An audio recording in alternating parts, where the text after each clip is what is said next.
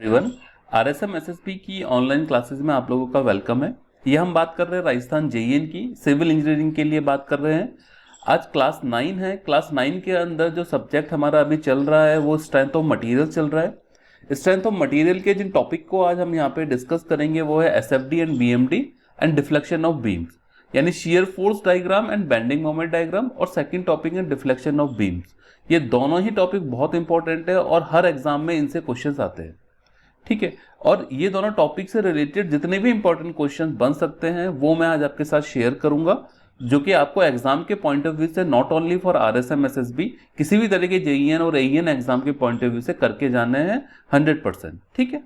तो मैं एक बार आपको डिटेल सिलेबस बता देता हूँ इन टॉपिक्स का, जिनसे रिलेटेड टॉपिक्स आपको पढ़ के फिर ही इन क्वेश्चन को सॉल्व करना है। अगर आपको थ्योरी नहीं पता होगी, उसके कॉन्सेप्ट नहीं पता होगा, तो ये क्वेश्चंस को आप सॉल्व नहीं कर पाएंगे। तो मैं आपको डिटेल सिलेबस बता देता हूँ।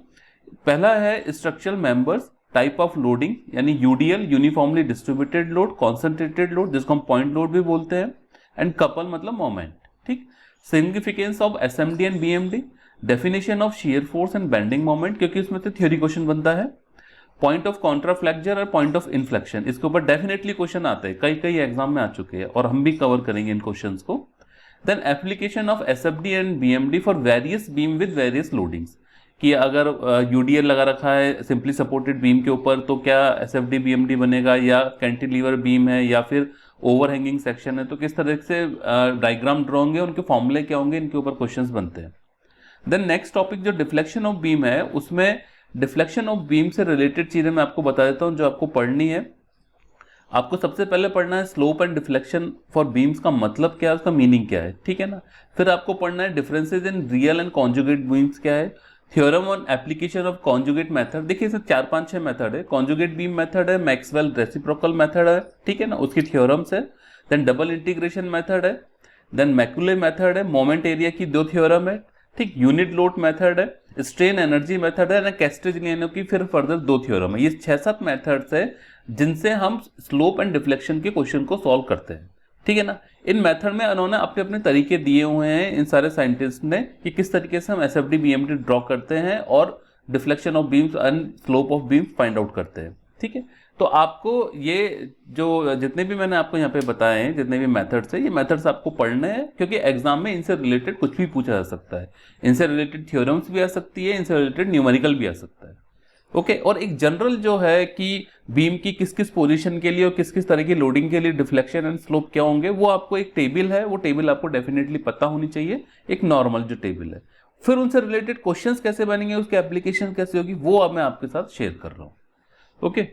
तो आज का पहला क्वेश्चन है, a simply supported beam of length 10 meter is overhang equally on both sides if beam carries uniformly distributed load of 5000 newton per meter. UDL दिया हुआ है इन्होंने 5000 न्यूटन पर मीटर का, ठीक है। मतलब ये बोल रहा है कि जो बीम है वो इस तरह से सिंपली सपोर्टेड है और दोनों तरफ ओवरहैंग है, और जो बीम के ऊपर जो लग रहा है वो क्या लग रहा है, यूडीएल लग रहा है, right, equally. Then what would be the length of overhang section. मान लो ये length of overhang section A है, ये एल है, ये ए है। That become the beam most economical, जिसकी वजह से बीम मोस्ट इकोनॉमिकल बनेगी, तो लेंथ ऑफ ओवरहैंग सेक्शन क्या होगी, ये फाइंड आउट करना है हमको। वैसे इसका आपको डायरेक्ट फॉर्मूला पता होना चाहिए, बट मैं आपको एक बार एक्सप्लेन कर देता हूं कि किस तरीके से हम इसको फाइंड आउट करते हैं। देखिए, let length of beam is L, जैसा कि मैंने डायग्राम में बनाया था। Length of overhang section on each side is A, fine. Now for most economical beam, maximum sagging bending moment यानी positive side and maximum hogging bending moment यानी negative side बराबर होना चाहिए। तो मैक्सिमम सैगिंग मोमेंट क्या होता है इसमें, W/8 L² - 4A², और जो हॉगिंग मोमेंट होता है वो WA²/2। जब इसको सॉल्व करेंगे तो A का फॉर्मूला आता है L/2√2। मैं आपको पर्सनली ये चीज ओपिनियन देता हूं आपको कि आपको ये फॉर्मूला डायरेक्टली याद होना चाहिए, ठीक है ना, क्योंकि एग्जाम में सिर्फ मैंने समझाने के लिए आपको यहाँ पे 3-4 लाइनें ऐड की है, ठीक है, कि किस तरीके से फॉर्मूला आया। तो एक यहाँ पे आपको दे रखा है L = 10 मीटर, तो L की वैल्यू हमने 10 दे रखा है L, ठीक है, तो L की वैल्यू 10 रखा, तो 3.54 मीटर ए आ गया, तो डी ऑप्शन करेक्ट है, ओके। अगला क्वेश्चन है question 2, for a beam if shape of bending moment diagram is cubic parabola then type of loading would be. मतलब अगर कॉन्सेंट्रेट लोड है तो बीम की शेप जो होगी, सॉरी बीएमडी की जो शेप होगी वो किस तरीके से होगी, अगर यूडीएल है तो किस तरीके से होगी, अगर वैरिंग है, यूडीएल जो है वैरी कर रहा है, मतलब किसी एंड पे कम है किसी एंड पे ज्यादा है, तो कैसी होगी। तो उसका करेक्ट आंसर है क्यूबिक पैराबोला तब शेप होती है जबकि जो लोड है वो यूनिफॉर्म नहीं है, लोड इंटेंसिटी वैरी कर रही है, यानी यूनिफॉर्मली वैरिंग लोड। ठीक है ना, जो वैरी कर रहा है वो यूनिफॉर्म तरीके से कर रहा है, यानी मतलब या तो स्ट्रेट लाइन को फॉलो कर रहा है वो। ठीक है ना, इस तरीके से लोड हो सकता है, इस तरीके से।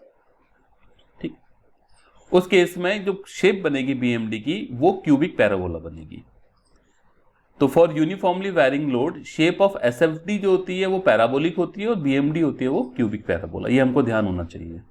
अगला क्वेश्चन है question 3, shape of shear force diagram at any point is unit load at that point, maximum bending moment at that point, intensity of distributed load, and fourth option है maximum axial force at that point। ठीक है ना, जो slope है, basically slope की बात कर रहे हैं यहाँ पे, तो स्लोप है of shear force diagram at any point is equal to the intensity of the applied distributed loading, यानी dv अपॉन dx भी यहाँ पे शियर फोर्स है, उसका जब डिफरेंशिएशन करेंगे हम x के रेस्पेक्ट में तो हमारे पास जो आएगा वो यूनिफॉर्म लोड इंटेंसिटी आएगी, यानी intensity of distributed load. C option is correct answer. ठीक है ना, नेक्स्ट क्वेश्चन है question 4, at the point of inflection, एक होता है पॉइंट ऑफ कॉन्ट्राफ्लेक्चर, एक होता है पॉइंट ऑफ इन्फ्लेक्शन। तो पॉइंट ऑफ इन्फ्लेक्शन के ऊपर deflected shape changes curvature and BMD is 0, considering above which of the following is correct. दोनों ही करेक्ट है आपके पास, यानी C, both 1 and 2 are correct. ठीक है ना, 1 भी करेक्ट है, 2 भी करेक्ट है, both 1 and 2 are correct. Fine, मैं आपको यहां बता देता हूं, पॉइंट ऑफ कॉन्ट्राफ्लेक्चर क्या होता है, जहां पे बेंडिंग मूवमेंट चेंज करता है साइन, और बीएमडी उस सेक्शन के ऊपर 0 होता है। पॉइंट ऑफ इन्फ्लेक्शन में भी बीएमडी तो 0 होगा, लेकिन वहां पे कर्वेचर चेंज हो रहा है। ठीक है ना, point where deflected shape changes curvature, और ये कौन से पॉइंट है, contraflexure, point where bending moment diagram changes sign. ठीक है, ये चीज हमको ध्यान होनी चाहिए। नेक्स्ट क्वेश्चन है question 5, for the shear force diagram shown below the corrected loading diagram would be. ये शियर फोर्स डायग्राम बना रखा है और ये 4 ऑप्शन दे रखे हैं, तो कौन सा ऑप्शन करेक्ट है, मतलब किस लोडिंग के लिए या किस डायग्राम के लिए ये शियर फोर्स डायग्राम होगा। देखिए शियर फोर्स डायग्राम के अंदर जो शियर फोर्स की वैल्यू कितनी, 2 किलो न्यूटन है और प्लस है, और ये जो स्पैन है 1.5 मीटर है। तो अगर हम ऑप्शन देखेंगे तो ये तो वैसे ही गलत हो गया सी ऑप्शन, क्योंकि 1.5 मीटर स्पैन नहीं है, तो ए बी डी में से आंसर हो सकता है। अब बी और डी ऑप्शन में जो सेंट्रल लोडिंग है वो 4 किलो न्यूटन है और यहाँ 1.33 किलो न्यूटन है, तो जब शियर फोर्स बनाएंगे इसका तो ये 4 के हिसाब से बनेगा, लेकिन हमारे पास यहाँ पे शियर फोर्स की वैल्यू 2 किलो न्यूटन है, तो डेफिनेटली 2 किलो न्यूटन ही ये लोडिंग होनी चाहिए, तो करेक्ट आंसर होगा ए ऑप्शन। ठीक है, सिंपल है आइडेंटिफाई करना, ए ऑप्शन इज करेक्ट। अगला क्वेश्चन है question 6, there are two simply supported beams identical in length and shape. What would be the ratio of maximum bending moment in a beam of varying load 2500 Newton per meter maximum at center and 0 at ends to beam of the same varying load but maximum at one end and 0 at the other end? Okay, ये option से आपका ये क्या बोल रहा है कि एक बीम इस तरीके से है, जैसे ये सिंपली सपोर्टेड बीम है, ठीक है ना, ये सेंटर है इसका, तो जो लोड वेरी कर रहा है वो इस तरीके से वेरी कर रहा है, यानी सेंटर के ऊपर मैक्सिमम है और सपोर्ट्स के ऊपर यानी एंड के ऊपर 0 है। दूसरा केस ये है कि सिंपली सपोर्टेड बीम है, ठीक है, और जो लोड वेरी कर रहा है वो इस तरीके से कर रहा है ट्राइंगुलर पोजिशन में, यानी राइट एंगल ट्राइंगल की तरह ही। ठीक है, ये इस तरीके से दोनों केस में जो बेंडिंग मूवमेंट होगा, मैक्सिमम बेंडिंग मूवमेंट होगा, उनका रेशियो क्या होगा ये पता, ये हमसे पूछा गया है, तो हमको फॉर्मूला याद होने चाहिए सिंपली इस केस के लिए। जब हम पहले केस की बात करते हैं maximum bending moment when varying load maximum at centre, यानी ये वाला केस, तो उस केस में m1 WL²/12 होता है। दूसरे केस में जो इस तरह का राइट एंगल ट्राइंगल प्रोड्यूस हो रहा है, इस केस के अंदर जो m2 होगा वो WL²/9√3 होता है। देखिए सिंपली फॉर्मूला याद होने चाहिए क्योंकि हम इसको ड्राइव नहीं कर सकते एग्जाम में। तो m1/m2 का जब रेशियो निकालेंगे तो ये आ गया हमारे पास 0.75√3, यानी ए ऑप्शन करेक्ट हो गया। ठीक है, तो फॉर्मूला बेस्ड है सिंपली। द नेक्स्ट क्वेश्चन है 7 number, the ratio of reaction RA and RB of the simply supported beam given in the figure is. ये फिगर दे रखा है, आपको RA और RB की वैल्यू फाइंड आउट करनी है। ठीक है, अच्छा, रेशियो फाइंड आउट करना है, ओके, वैल्यू फाइंड आउट करके उनका रेशियो फाइंड आउट करना है। यहां पे जो होगा वो आर ए होगा, रिएक्शन मान लिया, यहां पे जो होगा अपवर्ड डायरेक्शन के अंदर आर बी होगा। नाउ किसी भी पॉइंट के रेस्पेक्ट में मोमेंट निकाल लेते हैं, ठीक है, इक्विलिब्रियम कंडीशन लेके और फिर इसको जीरो कर देंगे। तो for reaction at A, R A into eight, eight क्यों, क्योंकि डिस्टेंस 8 हो गई, तो R A into eight equal to, ये जो है ऊपर के जितने भी लोड लग रहे हैं अपोजिट डायरेक्शन में होंगे, इसलिए इक्वल टू किस तरफ ले गए हम, मोमेंट ही निकाल रहे हैं और summation of moment equal to zero कर रहे हैं इक्विलिब्रियम कंडीशन में। बट तो सिंस की ये माइनस साइन है इसलिए हम इक्वल टू के दूसरी तरफ ले गए। तो 4 की डिस्टेंस बी से कितनी है, 6 है, तो 4 इंटू सिक्स प्लस 2, ये जो है ये यूडीएल है, तो 2 इंटू 2 यानी 4 हो गया, और ये सेंटर के ऊपर लाई करेगा, तो सेंटर यानी 1 मीटर पे, तो यहां से लेके यहां तक की जो डिस्टेंस है वो 3 हो गई, तो 2 इंटू 2 इंटू 3 यानी 4 इंटू 3 प्लस ये 6 के लिए 2 टन की डिस्टेंस है, सॉरी 2 मीटर की डिस्टेंस है, 6 इंटू टी, तो यहां से आर ए कितना आ जाएगा, 6 टन आ जाएगा। सिमिलर वे में हमको पता है कि R A plus R B equal to क्या होगा, 4 ton plus 6 ton plus 2 into 2, right, 4 और 4 8 और 14 टन हो गए। तो अब हमारे पास आर बी कितना बचेगा, 8 टन बचेगा। बस दोनों का रेशियो निकाल लिया 6/8, तो 3/4 यानी डी ऑप्शन हमारे पास करेक्ट आंसर आ गया। छोटे छोटे से न्यूमेरिकल है, इनमें कोई कॉम्प्लिकेटेड कैलकुलेशन नहीं है, बट फॉर्मूले और चीजें आपको नहीं पता है, कॉन्सेप्ट नहीं पता है तो नहीं कर पाओगे, ठीक है। इसलिए मैं आपको बोल रहा हूं कि जब भी मैं कोई वीडियो दे रहा हूं तो मैं उससे पहले ही आपको टॉपिक्स बता देता हूं, तो आप पढ़ के आइए सो दैट कि आपको चीजें समझ में आए। अगला क्वेश्चन है 8 number of contraflexure point for a fix beam under uniformly distributed load would be, मतलब ये फिक्स बीम है, ठीक है, और यूडीएल है, तो नंबर ऑफ कॉन्ट्राफ्लेक्सर पॉइंट कितने बनेंगे। कॉन्ट्राफ्लेक्सर पॉइंट कहां बनेंगे, जहां पे बेंडिंग मूवमेंट साइन चेंज करेगा, राइट। तो इसका करेक्ट आंसर है 2 कॉन्ट्राफ्लेक्सर पॉइंट होंगे, ठीक है। For fix beam under UDL 2 होंगे, और for fix beam subjected to a moment at mid point, मतलब ये वाली बीम है और मिड पॉइंट पे एक मोमेंट लगा दिया हमने, तो उस केस में कॉन्ट्राफ्लेक्सर पॉइंट 3 बन जाएंगे, ठीक है।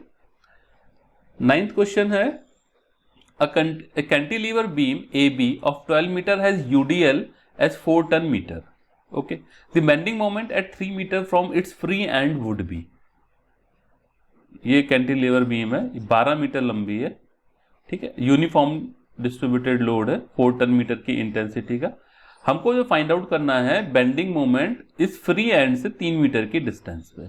देखिए कैंटिलीवर के लिए फ्री एंड पे जो बेंडिंग मोमेंट रहता है वो 0 रहता है, और फिक्स एंड के ऊपर जो बेंडिंग मोमेंट होगा वो WL²/2 होगा, राइट, ये है 2। देखिए फ्री एंड पे 0 हो गया एंड फिक्स एंड के ऊपर WX²/2 होगा। अब x इक्वल टू 3 है क्योंकि 3 मीटर के ऊपर पूछ रहा है, तो x इक्वल टू 3 मीटर पे फ्री एंड से 3 मीटर पे ऊपर 4 इंटू 3² यानी 18 टन मीटर, ये ऑप्शन आ गया, ओके। अगला क्वेश्चन है 10 number, a simply supported beam AB has length L, a unit load W is acting on point C at a distance of L from end B as an overhanging part of the beam. The bending moment at 3L/2 distance from the end AH. देखिए इसको पहले draw करते हैं। The above case can represent as shown below. ये कह रहा है AB एक सिंपली सपोर्टेड बीम है, C जो है ओवरहैंग पोर्शन है, बट जो AB की डिस्टेंस है L वही BC की डिस्टेंस है ओवरहैंग पोर्शन की, ठीक है, और उसके ऊपर एक W यूनिट लोड लग रहा है C पॉइंट के ऊपर, तो BC जो हो गया वो ओवरहैंग पार्ट हो गया। अब फिर आपसे पूछा है कि 3L/2 यानी A से 3L/2 यानी इस वाले पॉइंट पे हो गया, कितना बेंडिंग मूवमेंट होगा वो आपको फाइंड आउट करना है, ओके। तो इसके बेसिक्स में जाना पड़ेगा हमको, इसलिए मैं कह रहा हूं कि आपको कॉन्सेप्ट क्लियर होने चाहिए। तो सबसे पहले बात करते हैं हम AB सेक्शन की बात करते हैं। तो AB सेक्शन के लिए जब बेंडिंग मोमेंट निकालेंगे, this is what it is -WA/L × x। यहाँ पे जो A ले रहा हूं मैं वो ओवरहैंग सेक्शन की डिस्टेंस ले रहा हूं, क्योंकि हम नॉर्मली डेरिवेशन में ओवरहैंग सेक्शन को लेंथ लेते हैं वो A के बराबर ले लेते हैं, ठीक है ना। यहाँ पे L दे रखा है वो हम बाद में चेंज कर देंगे, तो मैंने यहाँ WA/L × x लिखा, सिंस की A = BC = L है, तो यहाँ पे मैंने A की वैल्यू L रखी तो -WX आ गया। सिमिलर वे में जब बेंडिंग मोमेंट BC सेक्शन के लिए निकालेंगे तो वो होगा -WA/L × x, जो ये वाला सेक्शन के लिए है, प्लस WA+L/L × x - L, ठीक है ना, ये हमको पता है ये वाला फॉर्मूला। अगेन A = L रखा तो हमारे पास ये वाला फॉर्मूला आ गया। अब ये बोल रहा है कि 3L/2 कहाँ लाई करेगा, BC सेक्शन में लाई करेगा, तो हमको जो बेंडिंग मोमेंट निकालना पड़ेगा वो इस वाले फॉर्मूले से हम निकालेंगे, ठीक है। तो 3L/2 डिस्टेंस के ऊपर हमने x की वैल्यू 3L/2 रख दिया, जब सॉल्व किया तो इट इज -WL/2 यानी -0.5 WL। तो करेक्ट आंसर हमारा क्या बन गया, सी ऑप्शन। Got it. अगला क्वेश्चन है 11 number, summation of moment at any one side of internal hinge in a beam will be 0, will be summation of load multiplying by displacement at the same side, will be summation of load multiplying by displacement at the other side and will not be obtained। Internal hinge के ऊपर always जो bending moment होगा वो zero होगा, summation of moment always zero होगा, ठीक है। A option, internal hinge is a point where bending moment becomes zero. That means if you take summation of moment of any side of the internal hinge, it will be zero. तो A option correct हो गया। Internal hinge का मतलब ये है कि जैसे इस तरह की बीम है तो यहां बीच में हमने हिंज प्रोवाइड करा दी। नेक्स्ट क्वेश्चन है, the change in slope between any two points on the elastic curve equals M/EI diagram between these points known as first theorem of conjugate beam method, first theorem of moment area method, second theorem of conjugate beam method, Macaulay's double integration method। इसका correct answer है first theorem of moment area method. देखिए moment area method की दो theorem है, इसके ऊपर हम numerical भी लेंगे बाद में। पहली थ्योरम है मोमेंट एरिया मेथड की, वो क्या है, the change in slope between any two points on the elastic curve. ये ध्यान रखिएगा कि इलास्टिक केस के अंदर ही ये वैलिड है। On the elastic curve equals M/EI diagram between these two points, ठीक है ना। So change in slope between points A and B equal to A to B integration upon M/EI diagram. यहाँ पे EI flexible rigidity है और A और B elastic curve के ऊपर पॉइंट्स है। सेकंड थ्योरम क्या बोलती है, यहाँ पे M/EI इंटू x हो जाएगा, क्योंकि सेकंड थ्योरम क्या निकालती है, बेसिकली डेविएशन निकालती है। सेकंड थ्योरम कह रही है the vertical deviation of a point A on elastic curve with respect to the tangent which is extended from another point B equals the moment of area. Okay, moment of area under the M/EI diagram, moment of area. तो M/EI into x कर दिया moment of area के लिए between those points A and B। So deviation of tangent at point A with respect to tangent at point B is what, A to B integration M/EI into x। Okay, तो ये दो theorem है, इनकी जो application है वो आपको करनी है।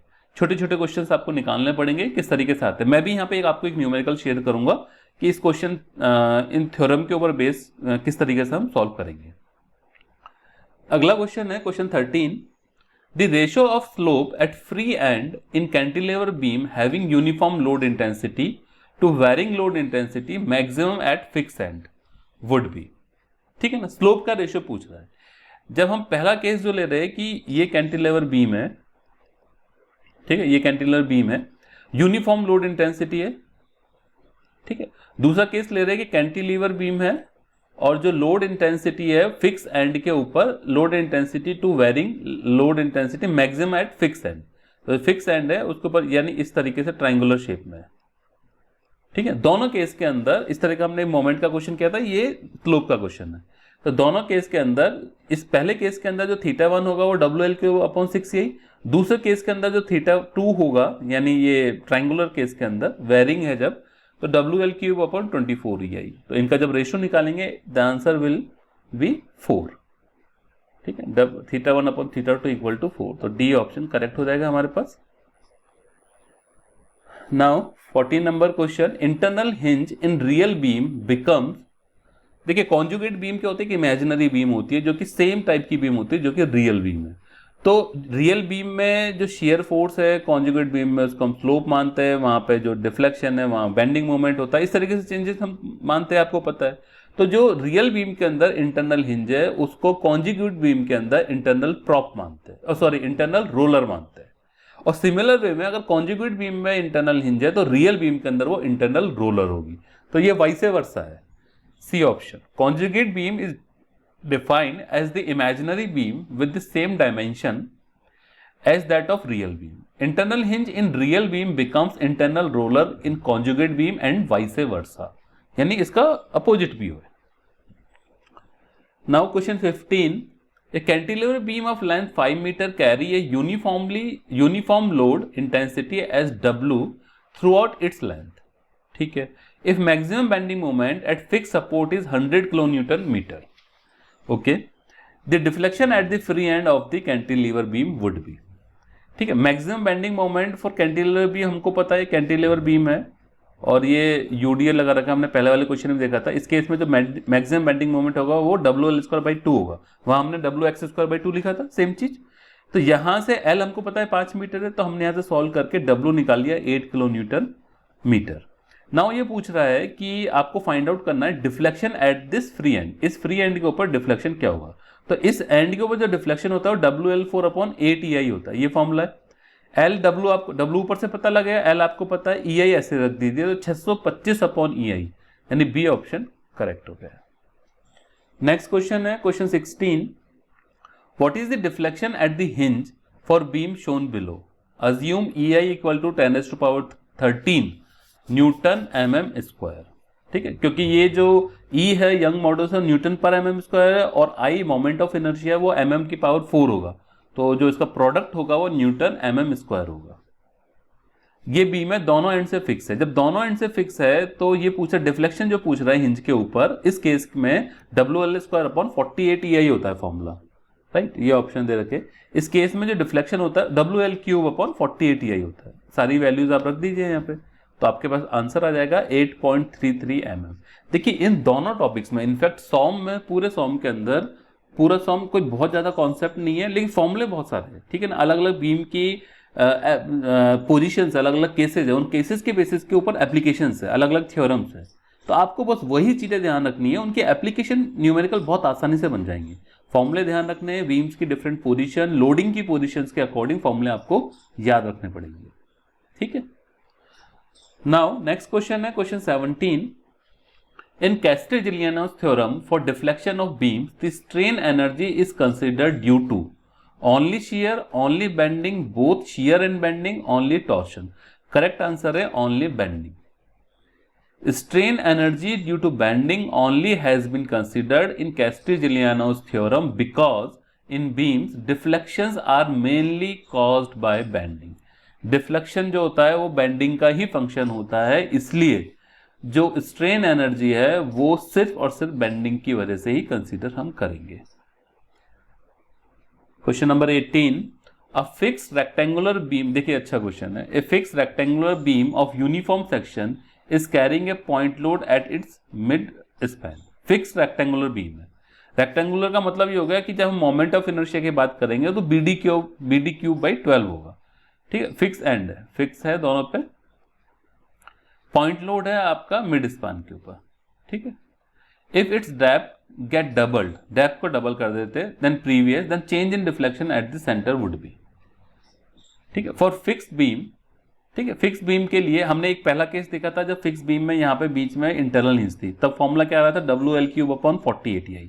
अब यहाँ पे इंटरनल हिंज नहीं है, सिर्फ आपका सिंपली एक पॉइंट लोड लगा हुआ है, तो अब जो फॉर्मूला आएगा डिफ्लेक्शन का वो कितना आएगा WL³/192EI. Remember this thing. अब यहां से हमको पता लग रहा है कि जो डेल्टा है वो इनवर्सली प्रोपोर्शनल है 1/I के, और I जो होता है वो BD³/12 होता है रेक्टेंगुलर सेक्शन के लिए. इसका मतलब डेल्टा प्रोपोर्शनल हो गया 1/D³ के.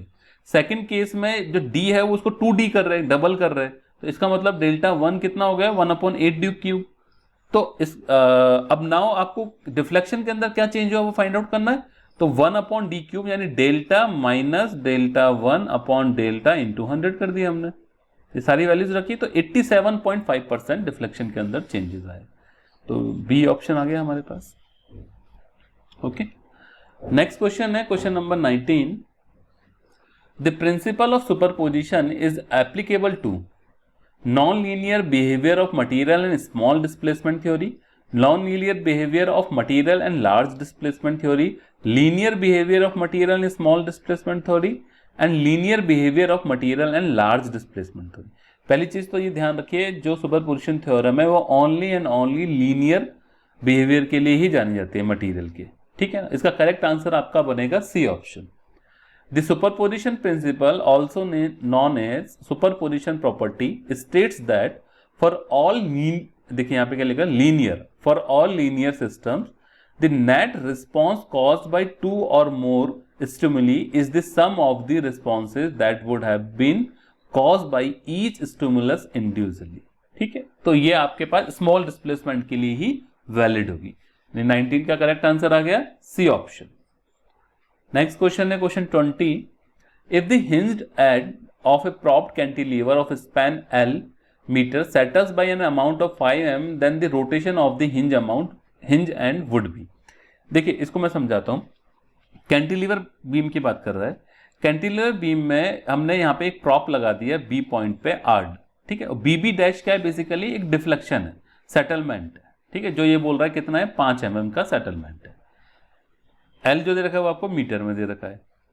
डिफ्लेक्शन डायग्राम हमने यहाँ बना दिया। अब हम इसको मोमेंट एरिया डायग्राम से सॉल्व करेंगे। तो डिफ्लेक्शन जो यहाँ पे इस केस के अंदर होता है, जबकि एक एंड फिक्स है, यानी जो आपका केस है कैंटिलीवर केस है, तो डिफ्लेक्शन WL³/3i होता है। W की जगह यहाँ पे प्रॉप है तो RL³/3i हो गया, तो R की वैल्यू हमारे पास ये आ गई। अब इसका मोमेंट एरिया डायग्राम बनाते हैं, M/EI डायग्राम। तो M यहाँ पे क्या है, बेसिकली R × L हो गया, R रिएक्शन हो गया, प्रॉप हो गया, मल्टीप्लाई विद डिस्टेंस हो गई। तो RL/EI इसका वर्टिकल इंटरसेप्ट आ गया, L लेंथ इसकी बीम की, ठीक है। Now rotation eight hinge and निकालने के लिए क्या होगा, हमारे पास मोमेंट एरिया डायग्राम हम क्या कर देते हैं, जो भी स्लोप होगा this is equal to area of M/EI diagram, ठीक है, यानी मोमेंट एरिया डायग्राम।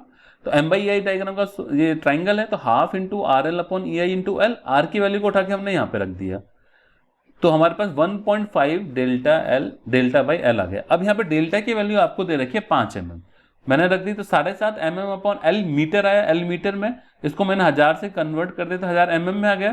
तो इसको सॉल्व करेंगे तो 3/400 L आया, तो यानी ए ऑप्शन करेक्ट हो गया, ठीक है। नॉर्मली क्या होता है कि ये डिफ्लेक्शन आपको याद होगा, ठीक है ना, ये जो स्लोप आ रहा है इसका फॉर्मूला याद होगा, इसमें आपको सिर्फ डेल की वैल्यू रखनी है। एक्सप्लेन करने के लिए मैंने आपको ये चीजें बता दी हैं।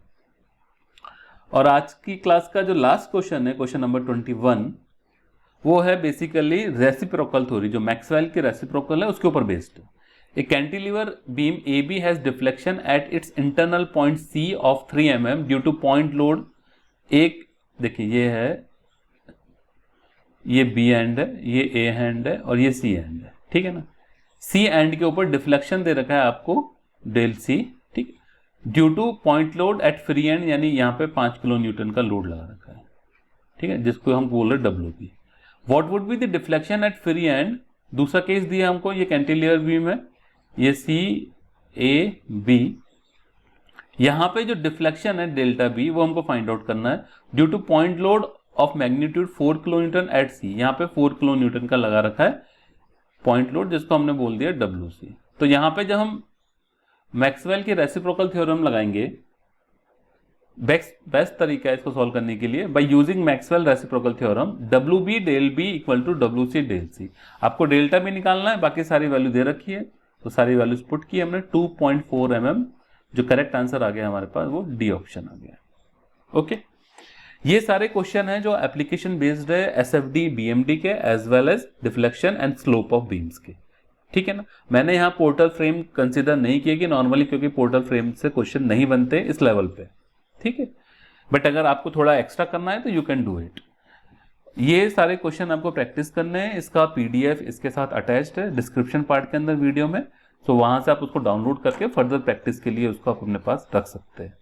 फाइन, मैं फिर एक चीज रिपीट कर रहा हूं कि जब भी सिंस आपको मैं एक दिन पहले ही बता देता हूं कि अगली क्लास कब होगी, तो आप उन टॉपिक्स को पढ़े। सिंस की अभी जैसे स्ट्रेंथ ऑफ मटेरियल चल रहा है और उसकी आज 9th क्लास थी, यानी 7, 8, 9 3 क्लासेस हो चुकी है, तो अगली जो 10वीं क्लास होगी उसका मैं आपको टॉपिक बता दूंगा। तो आप मेरे साथ पैरेलल पढ़ेंगे तो आपकी समझिए कि 2-3 महीने में जब तक ये अपने क्लासेस चलेंगी तब तक आपका ऑलमोस्ट सारा सिलेबस कवर हो जाएगा, आपकी पढ़ाई भी हो जाएगी, एज वेल एज ये क्वेश्चन जो इंपॉर्टेंट क्वेश्चन है, कम से कम मैं आपको 1500 क्वेश्चन तो मैं करवा ही दूंगा, 1 से 1500 क्वेश्चन, तो वो सारे क्वेश्चन भी कवर हो जाएंगे, बाकी प्रैक्टिस तो आप कर ही रहे हैं, ठीक है। Okay, thank you.